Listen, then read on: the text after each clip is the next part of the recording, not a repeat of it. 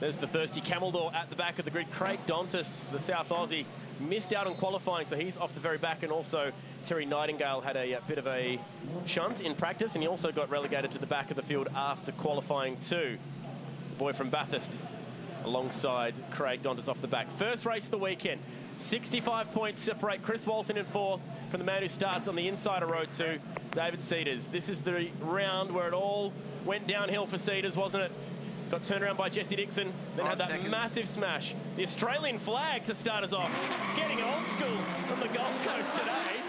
Jesse Dixon is off with a beautiful start and should be the leader down towards turn 1. Ryle Harris, defending two-time champ, slots in behind him, knows how to win races here, but look at this. They're going 3 wide in the background. Hold on. Elliot Barber and a lock-up from Jared McLeod. Oh, he slot him through. I'm just holding my breath at the moment, waiting for something to happen here. They've managed to get through. Great driving through turn 1 there by these guys, through turn 2. Oh, spoke too early. Barber into Jane. Jane goes into the McMahon Mining Ute of Gerald McLeod, and he's facing the wrong way, and he's looking, staring into the eyes of Elliot Barber. Those two are not best buddies at all. A full rebuild for Gerald McLeod this week, and he's going to be fuming when he finds out where that one all started. Yeah, I thought we made it through turn 1 and 2, but clearly we got to turn 3 and then we had chaos. So Kim Jane making a bit of contact, but look at Jesse Dixon. He's been floating around the front bunch. Oh, Hansford on the inside. And Cedars very nearly into the tyres. He got away with that one. It was a late move. Cedars can't afford to be conservative this weekend. He needs to get some points back on Chris Walton, who's sitting behind his teammate in the multi-spares ute. And the battle is on at the moment between Dixon and Harris. Your leaders. Into the final corner, Harris getting a very nice run out of the Castrol Edge hairpin as the McMahon Mining Ute, after that full rebuild this week, is struggling to even make it back out, and they're going to park that thing. He's going to park that at the top of the circuit there. So Jesse Dixon, great to see him on pole. He's been floating around the front group this year. He's been just nipping at the tail of the front runners, but to actually get pole position at a circuit like this, what a great result. Ryle Harris there now putting the pressure on him. So we saw obviously the great battle for the last couple of rounds of these front runners, and now it's the same guys at the front again. The cream rises to the top.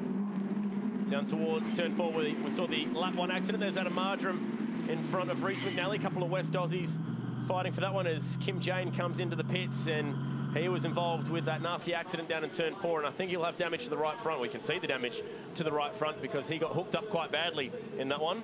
So probably a bit of steering damage there, which around this sort of circuit, it's very nervous driving around here with bent steering and a car that doesn't control very well. But Chris Walton there, he was watching Ryan Hansford. And on the outside at 11, this the will be two leaders. Well, it's usually the walls that are ripping mirrors off, but these guys are going to take it into their own hands. Jesse Dixon will have the line down here at 12, and the all-purpose pest control ute goes around the outside.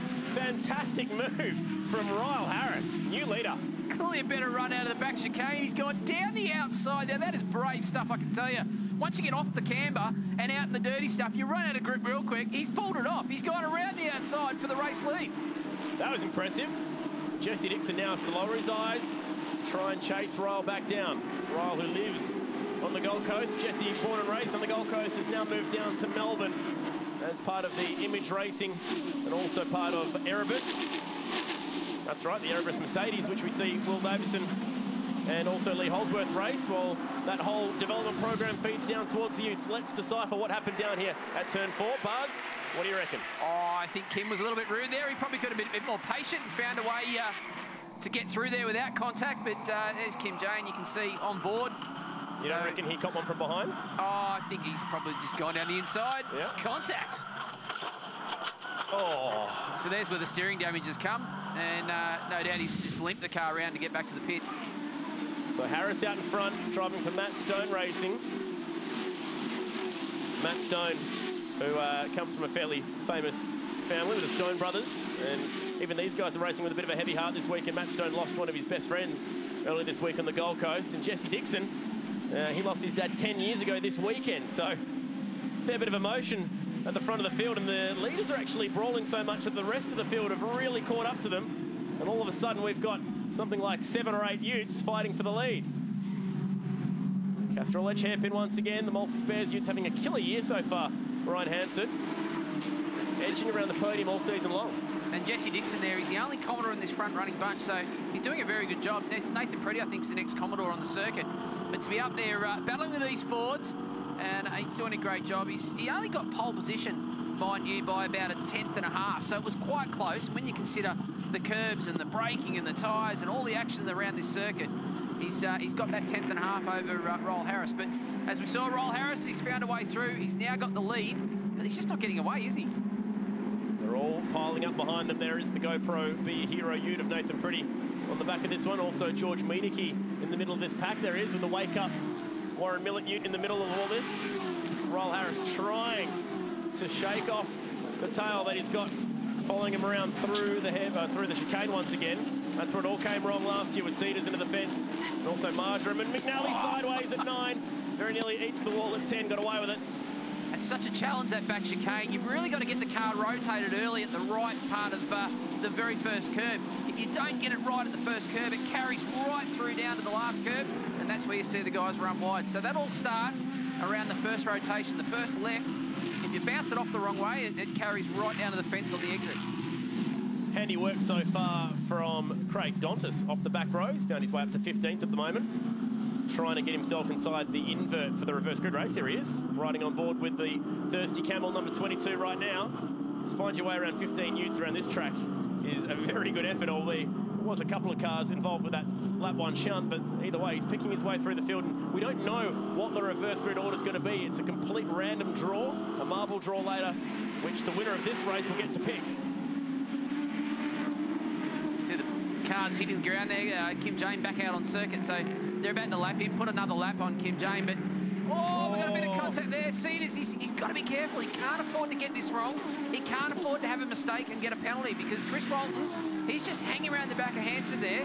He knows he doesn't have to do anything silly. He's just got to be smart, and Cedars is the one that's got to do all the hunting. He's got to do the passing. He's got to make it all happen. So Kim James made his way back out of the pits, and here he comes right in front of this massive lead pack with championship combatants in there, guys looking for their first win on the Gold Coast as well, and Royal Harris at the front, who's won plenty on the Gold Coast. Actually won a race back in 2005 here, the same year that Al Simonson, the late Al Simonson, won a race in the utes here as well. And then he had the clean sweep only a couple of years ago.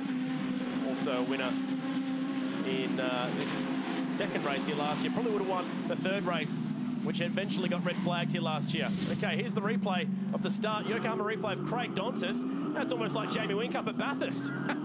Well, obviously with the Australian flag up there, they couldn't see the lights. It would have been a challenge to try and the guys at the back there to get a clean start. But they use the Australian flag, something we haven't seen for a long time. Clearly a bit of a problem with the lights there that they'll have fixed soon. So he may have been able to see it better than the guys in front of him. Speaking of problems with the lights, remember the year we had the big storm wash over? We actually ran a ute race under the street lights of Surfers Paradise. It was on TV as well. So all the boys had their headlights on, running under the street lights. It's not quite Singapore Grand Prix style with the hundreds and thousands of lights that they have around that circuit. Oh, it's a great thing about racing here on the Gold Coast. You have such a great history, and we've got a big accident. Crash for Phil Woodbury. The front end of that car spraying coolant, and no, Wilson ×2 involved in this one. Ben Wilson and Cam Wilson facing the wrong way at the turn 1 chicane. Nasty damage to Cam. Can you believe it? After this track bit him so hard last year, he now has a race win and a couple of torn up race cars from this track. And our Rookie of the Year leader, Phil Woodbury, is going absolutely nowhere. Let's figure out what happened here. So Ben goes in first. Bang! Woodbury nowhere to go. Cam Wilson nowhere to go. And these guys arrive on the scene with nasty contact. A bit reminiscent of a Glenn Seaton accident that happened on that corner a few years ago.